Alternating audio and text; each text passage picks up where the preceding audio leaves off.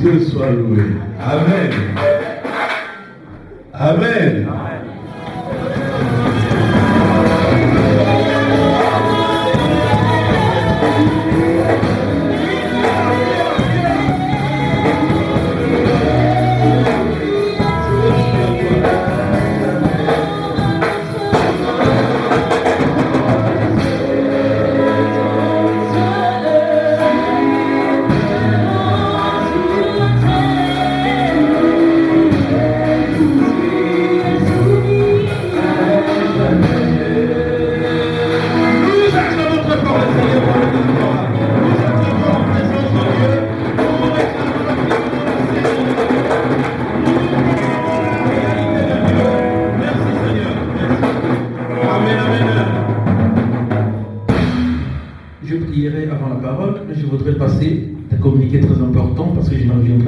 Amen, amen. Beaucoup d'évangélisation ou des campagnes. Amen, amen. Amen, amen. Nous sommes en train de passer à une autre étape. Nous sommes en train, l'Église est en train de passer à une autre phase. Nous voudrons voir la vie de tout un chacun changer. Nous avons des serviteurs qui pourront en tout cas, par exemple, prêcher le mardi. Quelqu'un peut me dire, en tout cas, pasteur ou bien-aimé, je voudrais couper en Floride. Je voudrais vraiment m'occuper de mardi, par exemple, pour la prière intense. Je veux m'occuper de jeudi. Tout ça, il n'y a pas de problème. Tu peux prêcher, tu peux faire tout ce que tu veux. Maintenant, tout dépend de chacun. Alléluia.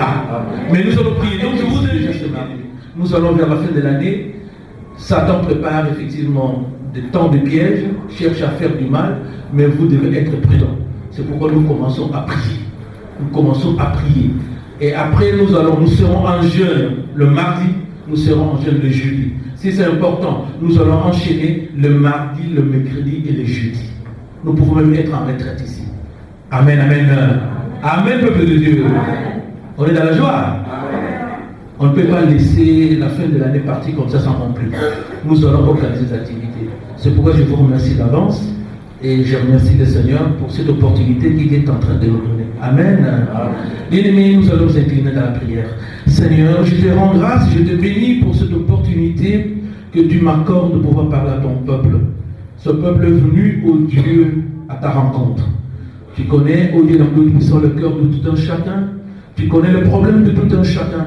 Mais jamais quelqu'un s'est approché de toi et rentré tel qu'il était. Jamais. Ceux qui étaient malades étaient guéris. Ceux qui avaient des soucis trouvaient des solutions. Et c'est pourquoi, Seigneur, nous sommes venus nous ressourcer auprès de toi. Près de toi, déclare la parole de Dieu, c'est la vie. Loin de toi, c'est la mort. C'est pourquoi, en cet instant, au Dieu dans notre puissance, je te demande de prendre le contrôle, la direction de toutes choses et que tu parles à ton peuple.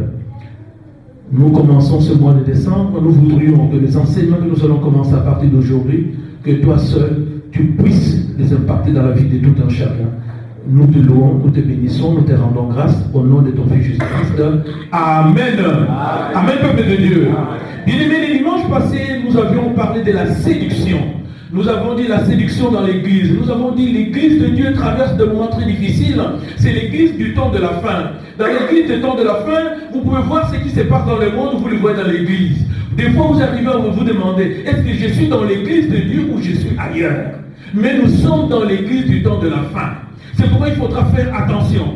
La Bible déclare qu'il faudra que nous soyons prudents comme les serpents, mais blancs comme la colombe. Nous devons en tout cas contrôler nos comportements, voir ce que nous pouvons faire. Nous ne pouvons pas faire n'importe qui parce que nous avons une identité et nous avons quelqu'un que nous ne cessons bien aimer de glorifier ou d'élever partout où nous irons ou partout où nous partons. C'est le nom de notre Seigneur Jésus-Christ. Amen, amen. Ça, c'est ce que nous avions dit la fois passée ou les dimanches passés. Mais ce dimanche, nous abordons un thème qui est très très important dans la vie chrétienne. Cet thème fait que tu sois ce que tu es. Nous parlons de la Christologie. Christologie, 2 points, incarnation. Ce sont des termes théologiques, mais je les expliquerai de manière très très très simple. Nous parlons de la Christologie, 2 points, l'incarnation. Alléluia. La Christologie n'est rien d'autre, ne soyez pas effrayés par ces mots. Christologie est la doctrine du Christ. Si nous sommes là, c'est à cause de notre Seigneur Jésus-Christ. Nous voyons effectivement quand nous lisons la parole de Dieu, dans l'Ancien Testament, on parlait d'un personnage qui devrait venir, et ce personnage est arrivé, il a changé le cours de l'histoire, il s'appelle Jésus-Christ de Nazareth. C'est pourquoi on dit avant Jésus-Christ et après Jésus-Christ. Amen, amen. Donc la doctrine qui consiste à parler de Jésus-Christ, à parler des promesses qu'il était avant que Jésus ne puisse naître. Tout cela fait partie de cette doctrine que nous appelons la Christologie. Mais la théologie n'est pas l'étude de Dieu, mais la théologie est l'étude de la révélation de Dieu. Amen, amen. Beaucoup de gens disent, nous allons étudier logique, étude. Non, la théologie, c'est l'étude de la révélation de Dieu. Amen, amen. Parce que Dieu se révèle chaque fois.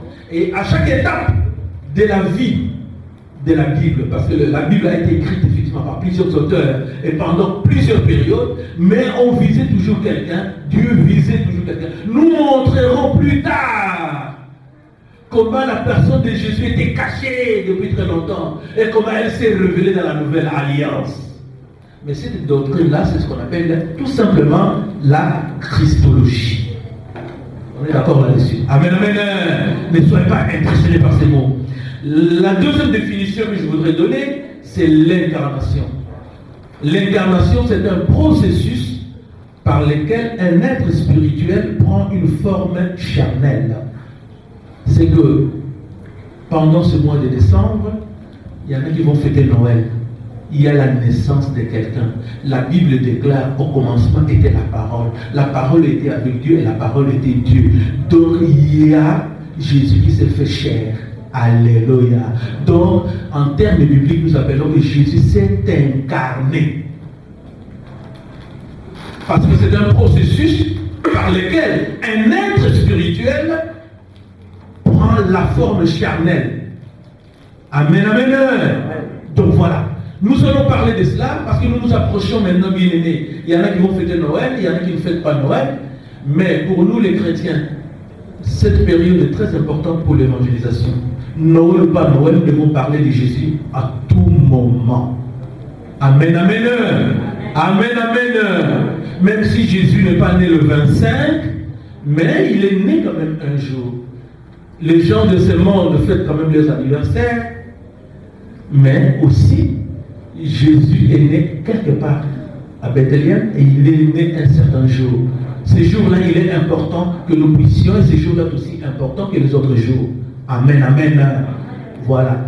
Mais nous sommes contre la doctrine qui croit que nous naissons ou nous avons habité quelque part et nous venons nous incarner. Nous ne croyons pas. Nous ne croyons pas à cette théorie qui concerne, qui dit, voilà, aujourd'hui, tu t'appelles Floride, mais que autrefois tu étais né, tu t'appelais Jean, tu habitais l'Égypte. Non, nous ne croyons pas en cela. Nous croyons en ceci. Nous croyons qu'on est une seule fois et après vient le jugement, après la mort. On ne s'incarne pas. Mais Jésus, parce qu'il était esprit, il a quitté, il pouvait venir, en tout cas pour devenir effectivement, pour nous sauver, il a pris la forme humaine. Nous disons effectivement que ce processus, c'est ce que nous appelons l'incarnation. Amen, amen. Sans plus tarder, bien aimés, nous sommes dans Jean chapitre 1, verset 14. Nous sommes dans Jean, dans l'évangile selon Jean, au chapitre 1er, au verset 14. Nous sommes en train de parler effectivement de l'incarnation. Alors, que nous dit Jean? Jean nous dit ceci. La parole a été faite chair et elle a habité parmi nous, pleine de grâce et de vérité. Et nous avons contemplé sa gloire, une gloire comme celle de Fils unique venu du Père. L'apôtre Jean qui a vécu avec Jésus, il dit, au début il dit, au commencement était la parole, mais il dit cette parole. Mais quand tu lis par exemple le verset 3, il dit, tout a été fait par elle et rien de ce qui a été fait n'a été fait sans elle. Mais au verset 14, il dit, cette parole, elle s'est faite chair. Ça dit que cette parole s'est incarnée. Et elle a habité parmi nous. C'est quand on parle de qui? De Jésus-Christ. Alléluia. Elle a habité parmi nous. Elle était pleine de grâce.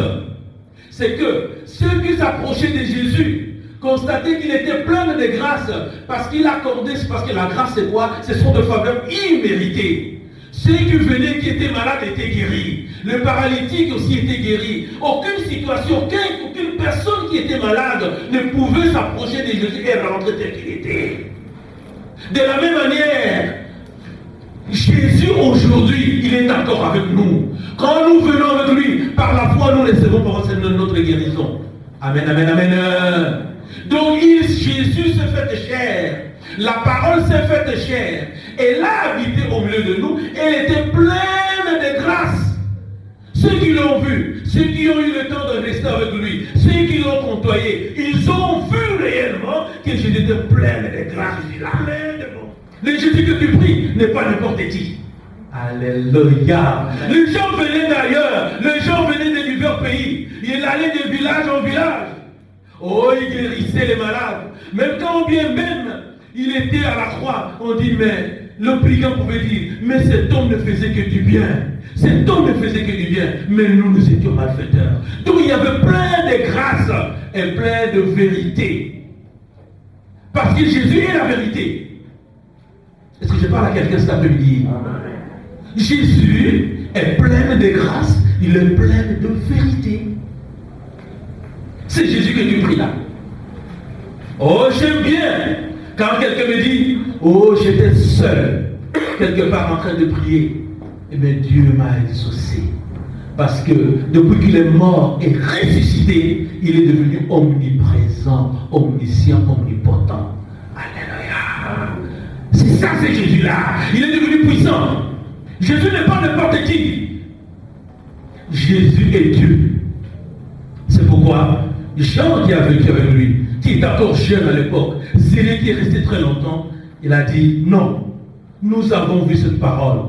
Oh, j'aime bien quand Nathanaël, effectivement, quand André appelle Nathanaël, il lui dit, nous avons rencontré le Messie. Il dit, en Galilée ou en Nazareth, et tu peux lui mettre quelque chose. Il dit, viens et vois. Alléluia. Bien aimé, ceux qui ont rencontré Jésus, ceux qui l'ont vu, ceux qui ont cru en lui, ceux qui expérimentent sa bonté bien-aimée, ils peuvent vous dire que Jésus est encore vivant parmi nous. Amen, amen. Amen. Nous allons lire dans 1 Timothée chapitre 3, verset 16. Nous sommes, pour ceux qui notent, nous sommes en train de parler de l'incarnation. Bientôt nous nous approchons, pour certaines personnes de Noël, nous nous approchons de l'année, de la fin de l'année. Et que dit l'apôtre Paul? 1 Timothée chapitre 3, verset 16.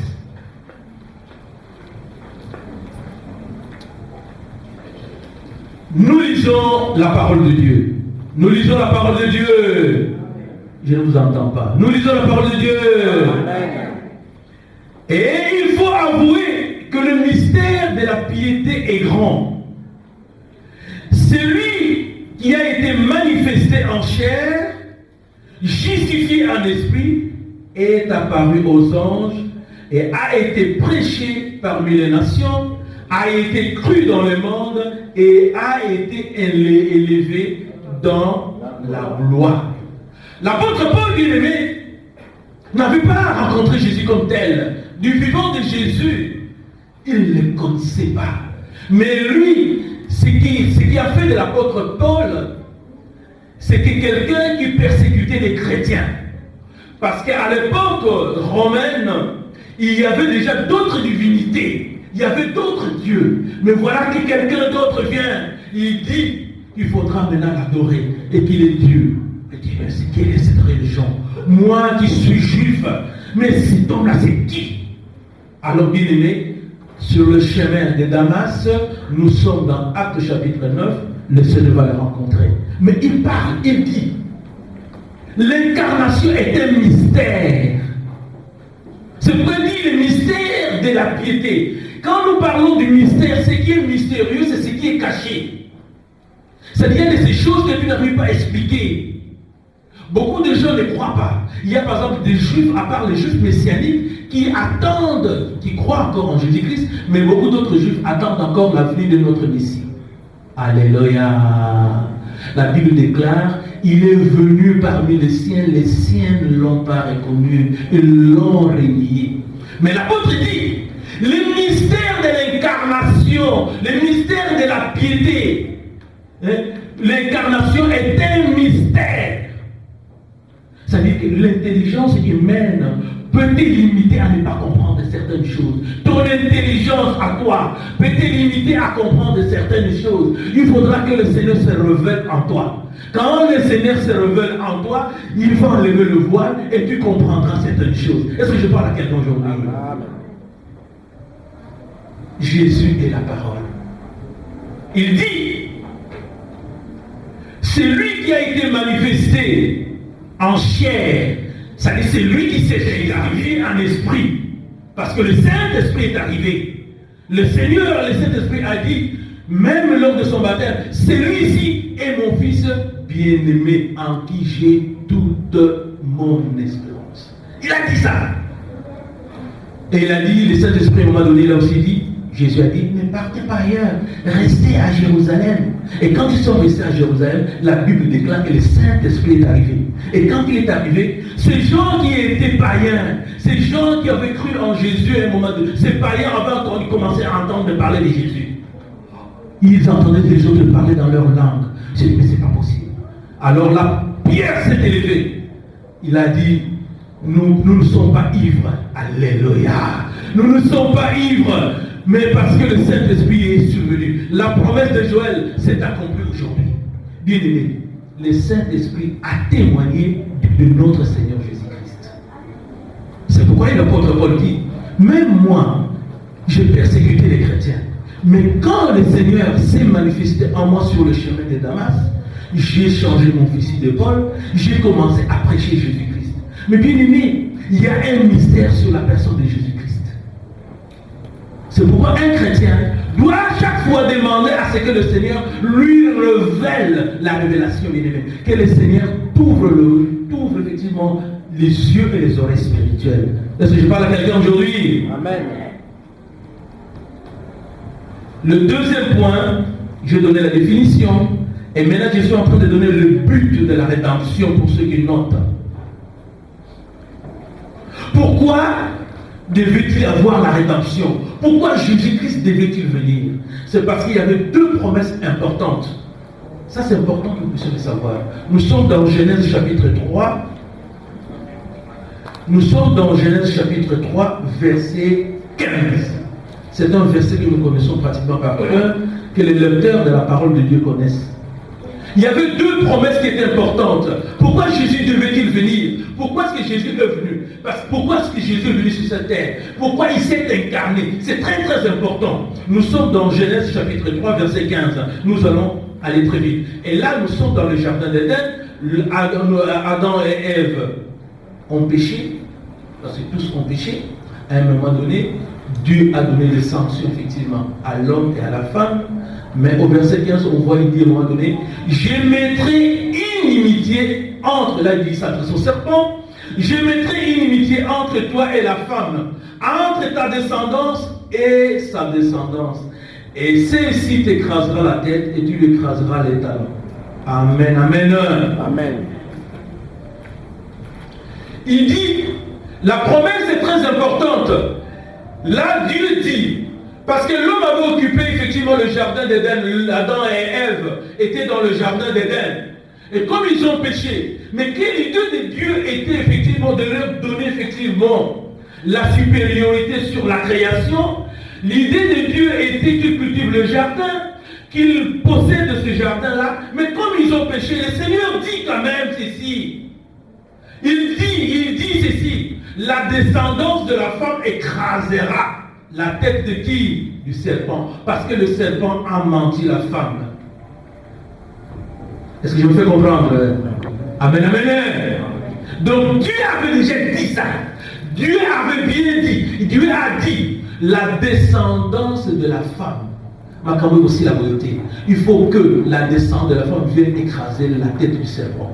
Ça dit qu'à un moment donné, par la naissance, donc il faudra que cette femme, même si je veux commenter la douleur de l'enfantement, à un moment donné, il va mettre au monde un enfant. Et cet enfant-là prendra la supériorité et le plan de Dieu finira par s'accomplir. Ça, c'est la promesse de Dieu. Amen, amen. Ça, c'est la première promesse. La deuxième promesse, nous la lisons dans Genèse 49. Nous sommes toujours dans le livre de Genèse.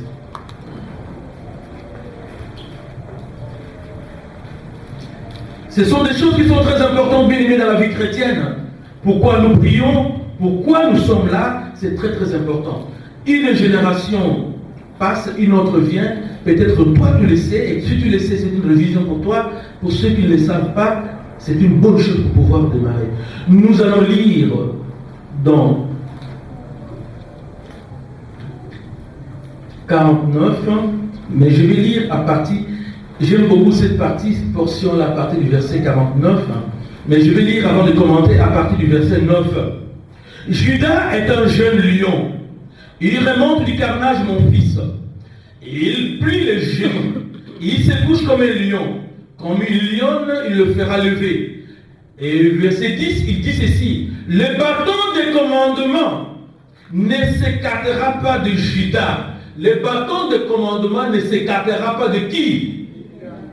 Ni l'insigne du législateur d'entre ses pieds, jusqu'à ce que vienne le Shiloh, et que le peuple lui obéisse. Bien-aimé, pour bien comprendre la promesse qui vient à partir du verset 49, elle est importante. Là où nous voyons Jacob. Jacob, vieillissant, avec ses 12 enfants, il commence maintenant à bénir ses enfants. Alors Jacob commence à bénir ses enfants. Chacun de ses enfants de promesses. Quand vous lisez par exemple à partir du verset 49 au verset 3, Ruben, il parle de Ruben, qui est son aîné. Toi, mon premier-né, ma force. Il va, Siméon et Lévi. Il va, et quand il arrive au verset 9, il dit que cette descendance qui était promise dans Genèse chapitre 3 verset 15 viendra de la descendance de qui? De Judas.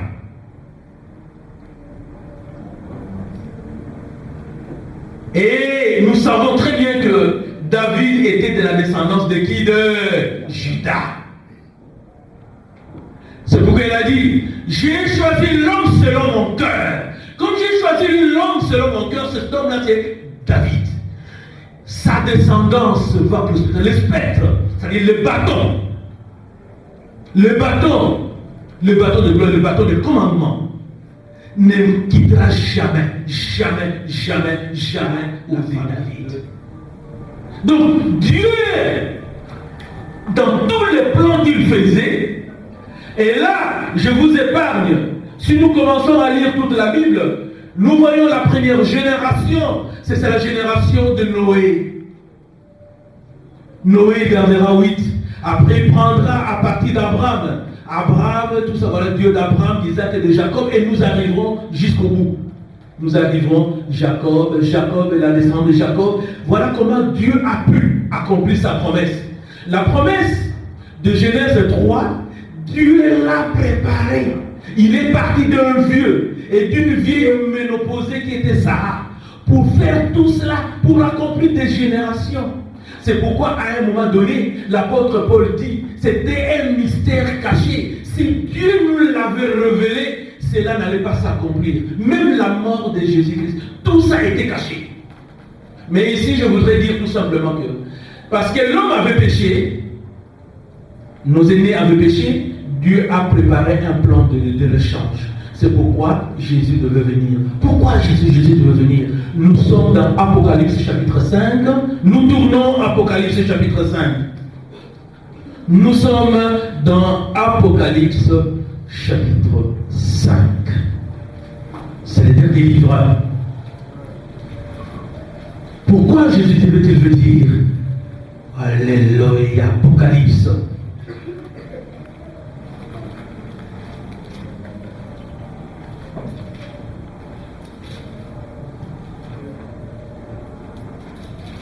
Apocalypse chapitre. Vous y êtes? Alléluia. Allez, ça passe, on peut balancer la main, on peut balancer, ça va? Ça passe jusque là? Nous sommes en train de parler de l'incarnation. Pourquoi Jésus devait venir? Pourquoi? Pour te sauver, bien sûr, mais ça nous allons montrer. Nous montrons que depuis longtemps, effectivement, il est en train de le faire. Nous sommes dans Apocalypse chapitre 5. Nous pouvons lire à partir de nous, lisons le verset 19 m'intéresse, mais je lis pour la bonne compréhension le verset 5. Là, on est dans l'île de Patmos. Toujours Jean, il dit ceci. Puis je vis dans la main droite de celui qui était assis sur le trône un livre écrit en dedans et en dehors, scellé de 7 sceaux. Et je vis un ange puissant qui proclamait d'une voix, qui est digne d'ouvrir les livres et d'en rompre les sceaux. Et le verset 3 nous dit, mais nul dans les ciels, ni sur la terre, ni sous la terre, ne pouvait ouvrir les livres, ni les regarder. Alléluia. Il est dans l'île de Patmos. Dieu lui montre une révélation. Dans son rêve, il lui dit, il voit effectivement les anges, il voit effectivement les 24 vieillards, les 4 êtres vivants, les 24 vieillards. Et qu'est-ce qu'il voit? Il y a un livre avec 7 sceaux, bien scellé, donc bien fermé là. Il dit, il pleure, Jean pleurait. Mais qui est digne de prendre les livres et d'ouvrir les sceaux? Il pleurait. Et qu'il nous dit le verset 19, parce qu'il faudrait que nous avancions. Nous sautons au verset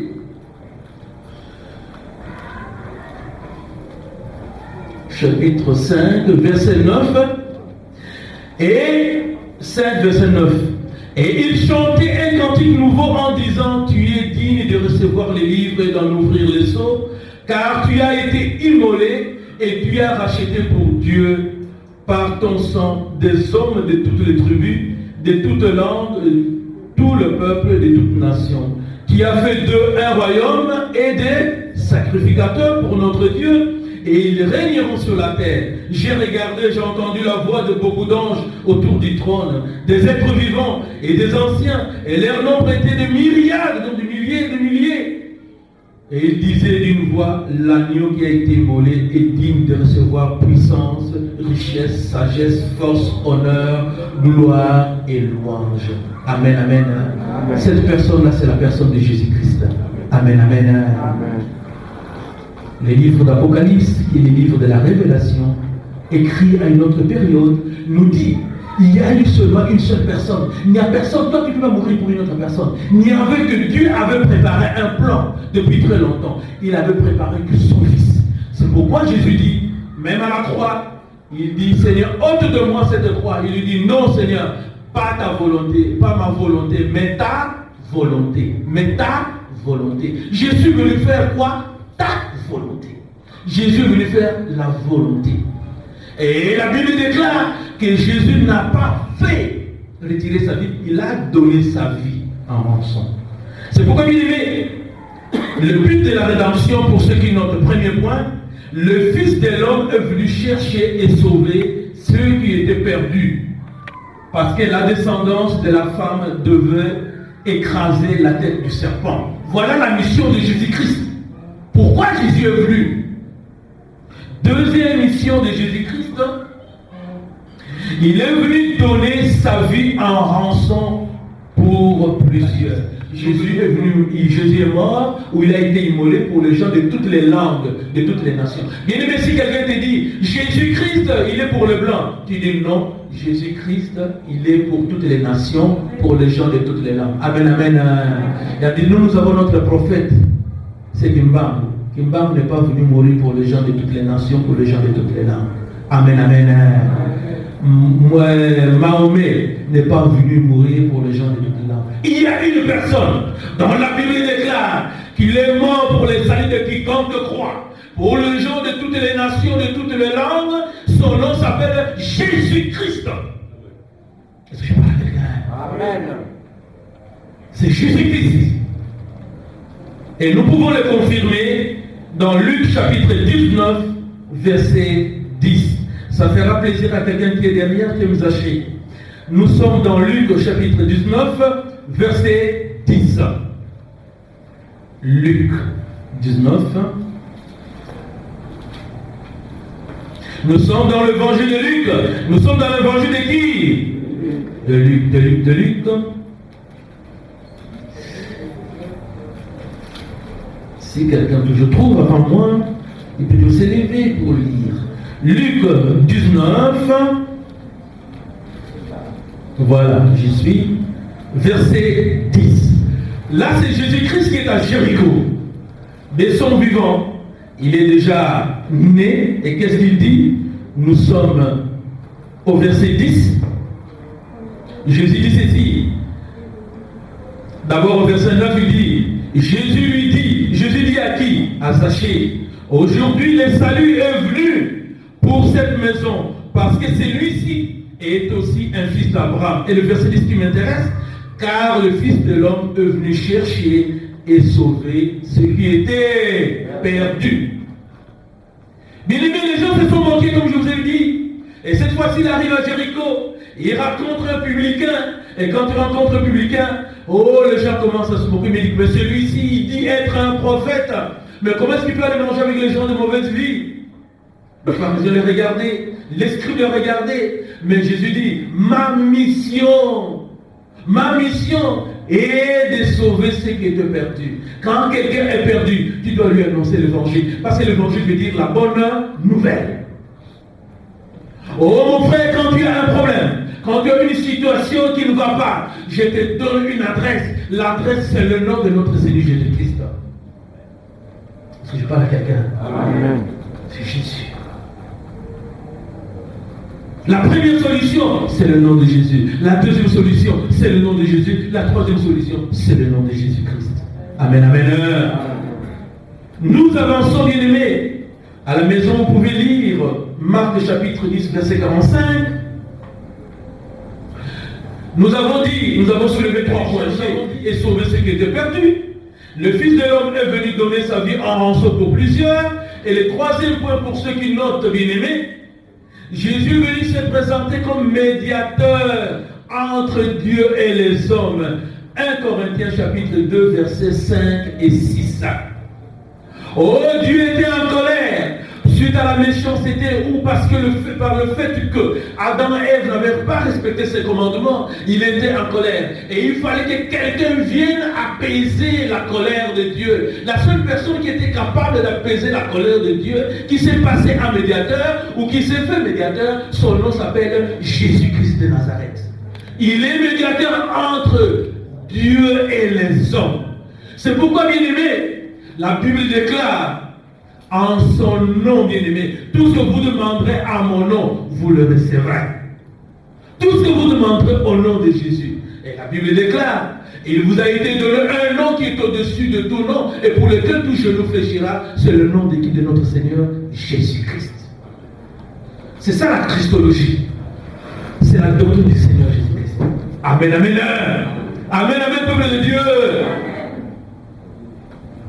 Vous êtes de vaillants représentants de cette doctrine. Cet homme de 33 ans, très jeune, il a commencé son ministère à 30 ans. Au bout de 33 ans, c'est fini. Mais il a bouleversé. En son nom, les démons sont chassés. Les nouvelles langues sont parlées. Les gens sont délivrés. Les gens ont la réussite. C'est pourquoi nous devons impacter. C'est pourquoi, bien aimé, par la prière, nous voulons voir effectivement la vie de tout un chacun changer ici dans cette église. Amen, amen.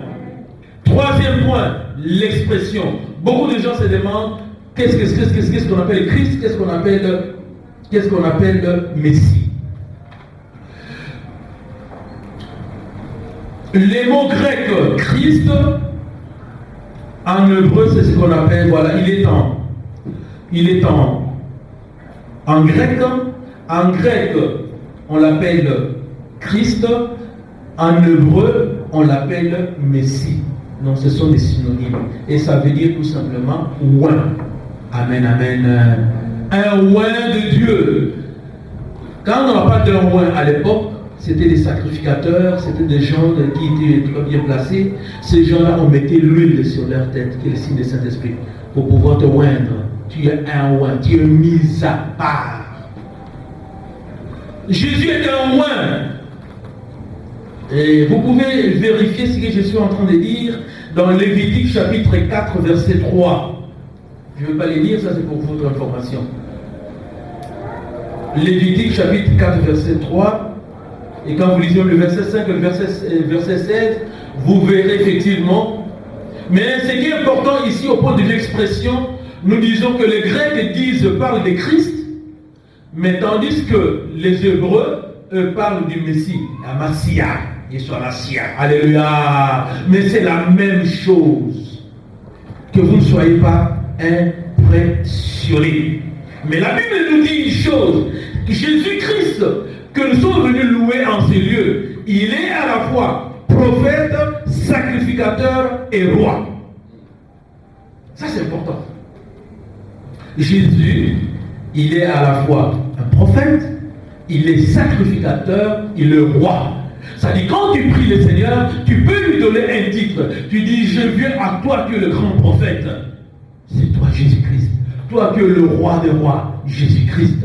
C'est toi le grand sacrificateur. Et nous allons les matérialiser ou les concrétiser toujours par la parole de Dieu. Nous sommes dans Matthieu chapitre 21, verset 11. L'évangile selon Matthieu, et nous sommes au chapitre 21, verset combien? J'aime bien vous entendre, comme ça nous participons. Celui qui est trop avant moi peut toujours m'aider à lire. Matthieu 21, j'y suis déjà. Matthieu 21, verset 11. Nous allons lire à partir du verset 10 pour la bonne compréhension. Là, c'est Jésus qui entre maintenant à Jérusalem. Oh, avec l'anneau, il rentre maintenant à Jérusalem. Lorsqu'il entra dans Jérusalem, toute la ville fit en émoi. Et l'on disait, qui est celui-ci? Et le verset 11, le foule répondirent, c'est Jésus, le prophète de Nazareth en Galilée. Amen, amen, amen. Nous voyons que Jésus est un prophète. Et quand il rentre à Jérusalem, avec l'anneau, la foule est étonnée. Les gens se demandent, mais qui est celui-là qui vient plus qu'un roi? C'est qui? Il y avait des rameaux partout. ces jours-là, c'était des jours exceptionnels. Oh, il dit, oh, il faut répondre, non, c'est un prophète, c'est celui qui dit une chose et la chose s'accomplit. Amen, amen. Oh, Jésus-Christ est son vivant. L'homme de Dieu nous avait dit les dimanches passés, les dimanches d'avant. Oh, quand on parlait, mais c'était même en semaine, il y a aussi Papa Adrien qui nous a prêché. Quand ils ont regardé le temple de Jérusalem, ils ont vu, oh là là, les apôtres ont dit, mais si tu as vu ce temple, ils étaient fiers que le monde entier vienne et adorer le roi des rois ici. Jésus l'a dit, il n'y aura plus de pierre sur pierre ici. Alléluia. Il a dit, si vous voulez, détruisez-la et moi je la rebâtirai en combien de jours? En 3 jours. Les gens n'avaient pas de révélation. Il a dit, oh, nos ancêtres ont fait 46 ans pour bâtir cet temple. Très beau, splendide. Mais toi, en 3 jours, il parlait de sa mort. Tuez-moi, mais en 3 jours, je ressortirai encore plus fort. Alléluia. Oh, je croyais que vous allez acclamer. Alléluia. Voilà. Bien-aimés. Et nous allons voir assez rapidement. Nous sauterons le verset dans Hébreux chapitre 5, verset 5 à 6. Là, je vais donner l'explication. Pourquoi est-ce que Jésus était un sacrificateur? Oh, ça, on va lire ça. C'est un texte qui est très intéressant, que j'aime beaucoup. Nous sommes dans Hébreux chapitre 5. Le rôle d'un sacrificateur, c'était de quoi? D'offrir des sacrifices. Nous sommes dans Hébreux chapitre 5, verset 5. Hébreux chapitre 5, verset 5. Je vais lire, je vais aller vite. De même, voilà, je vais lire à partir du verset 4 pour la bonne compréhension. Nul ne peut s'attribuer cet honneur, mais on y est appelé par Dieu, comme le fut Aaron lui-même. Là, il parle des sacrificateurs, les grands sacrificateurs qui étaient décédés. Aaron, alléluia. Il était d'abord sacrificateur en Égypte. Il était à Goshen, quand les enfants d'Israël étaient en esclavagisme. Et après, le Seigneur les accompagnait. Après, il est devenu le grand sacrificateur. C'est qu'il était prêtre. C'est celui qui offrait des sacrifices. Parce qu'à l'époque, on venait avec des bêtes, on venait avec de tout ça, on offrait, et lui devait sacrifier. Alors, il dit, personne ne peut s'attribuer ces titres. Alors, il dit de même, ce n'est pas le Christ qui s'est donné lui-même la gloire de devenir souverain sacrificateur, mais c'est celui qui lui a dit, tu es mon fils, c'est moi qui t'ai engendré aujourd'hui. De même, il dit, encore ailleurs, tu es sacrificateur pour l'éternité selon l'ordre de Melchisédek. Il y en a qui disent, Melchisédek, c'est quoi le problème? C'est lui. Alors, bien aimé, quand tu arrives au verset 7, par exemple, chapitre 7 de toujours Hébreu, on explique maintenant qui est Melchisédek. C'est Melchisédek était roi de Salem, sacrificateur de Jérusalem très haut. Et il alla à la rencontre d'Abraham qui revenait de la défaite du roi et il les bénit. Quand vous êtes par exemple à partir du chapitre 7, on voit bien aimé ces titres de sacrificateurs donnés à Melchisédek. Melchisédek, bien aimé, regardez par exemple, Abraham a vécu avec Dieu. Il a marché dans la crainte de Dieu. Il a vu la main de Dieu. Mais à un moment donné, quand il revenait de guerre, c'est là où est venue l'institution de la dîme pour la première fois avec Melchisédek. Alléluia. Il a offert les 10e. Alors qui est cet homme-là? C'est l'image de Dieu. C'est l'image de Dieu qui était, qui est et qui sera. Du Dieu éternel. C'est ce qu'on appelle Melchisédek. Oh Seigneur, quand quelqu'un prie, il peut dire au Seigneur, je sais que tu as été élevé sacrificateur selon l'ordre de Melchisédek. C'est pourquoi je te demande aujourd'hui d'intervenir dans ma vie. Amen, amen. Voilà comment Dieu aime quand on le prie. L'ordre de Melchisédek, c'est un ordre. Ici, vous avez par exemple l'ordre national de Léopard, l'ordre de la Légion d'honneur. Mais ça, c'est un ordre qui vient de Dieu, établi selon Dieu. Et pourquoi nous appelons Jésus-Christ sacrificateur? Parce qu'il s'est offert en sacrifice. À l'époque, un jour, je prêcherai sur le mystère des autels. Je suis devant un autel ici. C'est une table. C'est qu'un sacrificateur, pour pouvoir par exemple faire des offrandes, il faut qu'il y ait cette table ici, et on prend les animaux, on les met là, avant de pouvoir. On les égorge et puis on les met là. Alléluia. Quand nous disons que Jésus-Christ s'est fait sacrificateur, le bois, parce qu'on mettait du bois, on met tout ça par-ci par-là, le bois était devenu un autel pour le Seigneur. La croix. Parce qu'il est mort où à la croix. Comme il est mort à la croix, Jésus est mort à la croix, et qu'il devait en tout cas offrir des sacrifices, il était lui-même sacrificateur et il était lui-même sacrifice. Alléluia. Parce que personne n'était digne, comme nous l'avons vu dans l'Apocalypse, personne n'était digne de prendre les livres et d'en ouvrir les seaux. C'était un mystère. Donc lui est venu. Oh, les gens se disent, oh, le bois est là, le bois est là. Non, ce bois-là était l'insigne, effectivement, en tout cas, de l'autel. Il était là. Et quand on est venu le mettre, à un moment donné, tout s'est accompli. C'est pourquoi depuis ce temps-là, quand tu rappelles à Satan, comment il a reçu le chèque à Golgotha, il a peur. Parce que la Bible déclare, il a effacé l'acte dont les ordonnances nous condamnaient et qui subsistaient contre nous. Amen. Il a effacé les dominations, les autorités. En courant à la croix, il est devenu encore très puissant. Alléluia. Donc, ce sont des choses qui sont très très importantes. Bien aimé, si tu acceptes ces histoires-là, si tu comprends ces choses-là, tu es un homme heureux. Parce que tu n'auras pas peur de sorcier, tu n'auras pas peur de n'importe qui. Parce que dans la vie, tu ne seras pas seul. Tu sais qu'en croyant au Seigneur Jésus-Christ, qu'importe la situation que tu vas traverser, Dieu est à tes côtés. Est-ce que je parle à quelqu'un? Amen. Un chrétien n'est pas n'importe qui. Si je suis en train de montrer effectivement ces notions, un rappel pour ceux qui les savent, mais pour ceux qui ne les savent pas, Jésus-Christ est plus près de toi que ton ombre. Est-ce que je parle à quelqu'un aujourd'hui? Amen. Qu'importe ta situation, qu'importe, si tu crois que tu es seul, tu n'es pas seul. La nuit, le jour, il est avec toi. À tout moment, la Bible dit, il ne dort ni ne sommeille. Oh, c'est Dieu merveilleux. Mais si tu n'as pas encore donné ta vie au Seigneur Jésus-Christ, c'est le moment de donner sa vie au Seigneur Jésus-Christ. C'est un personnage qui a bouleversé le monde. Amen, amen. Je regarde le temps. Je suis à la fin pratiquement de mon message. Parce que je disais ici que l'incarnation comportait pour lui une humiliation. Bien aimé, si Jésus ne s'était pas humilié, tu n'aurais pas eu d'avantage. C'est pourquoi on dit l'humilité précède la gloire. Je voudrais, bien aimé, terminer mon message ici. Je voudrais rappeler qu'aujourd'hui, je parlais de la Christologie ou de l'incarnation. J'ai dit ceci. La doctrine qui consiste de parler de Jésus-Christ, c'est ce que nous appelons la Christologie. Alléluia.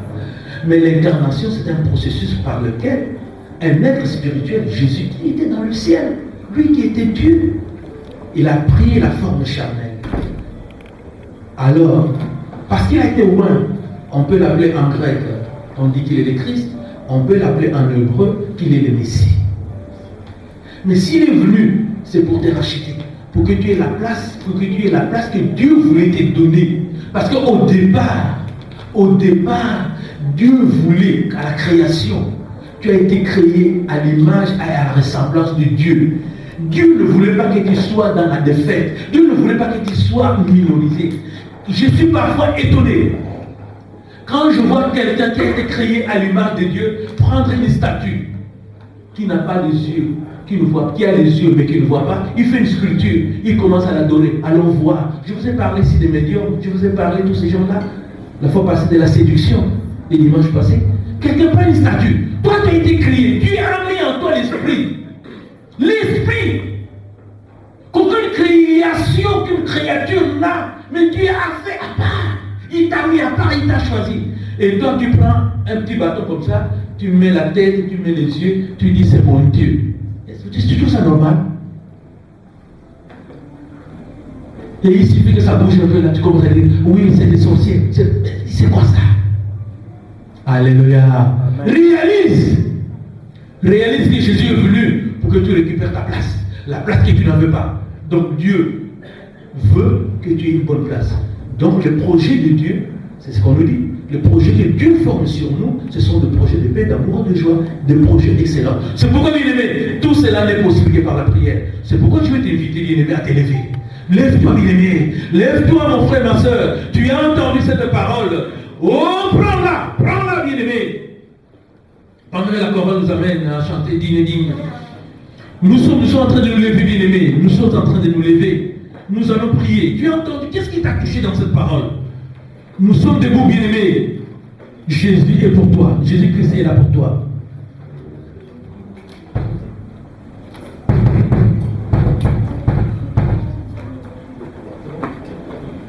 Oui, bien-aimés.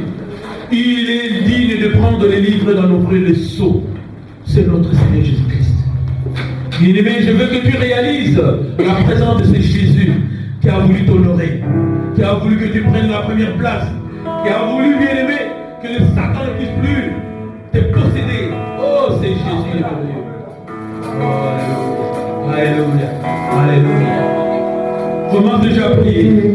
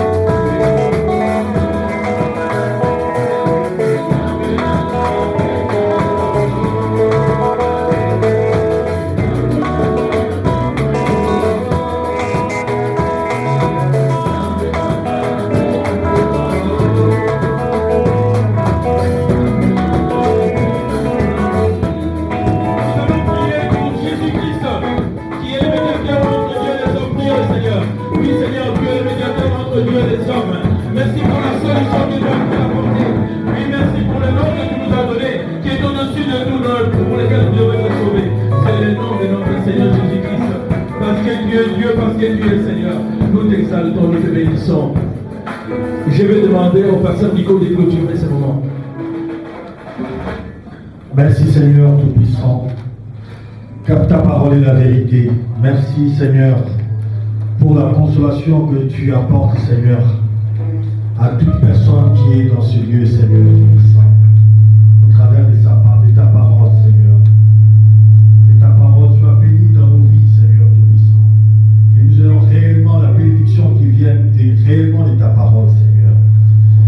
Que chacun de nous Seigneur, de séjour est long, Seigneur, sur cette terre, Seigneur Tout-Puissant. Et que sans toi, Seigneur, nous ne pouvons rien. Que tu puisses nous aider, Seigneur, à accomplir toutes choses par ta parole, Seigneur. Au nom de notre Seigneur Jésus, j'ai ainsi prié. Amen. Merci pour votre attention. Amen, amen.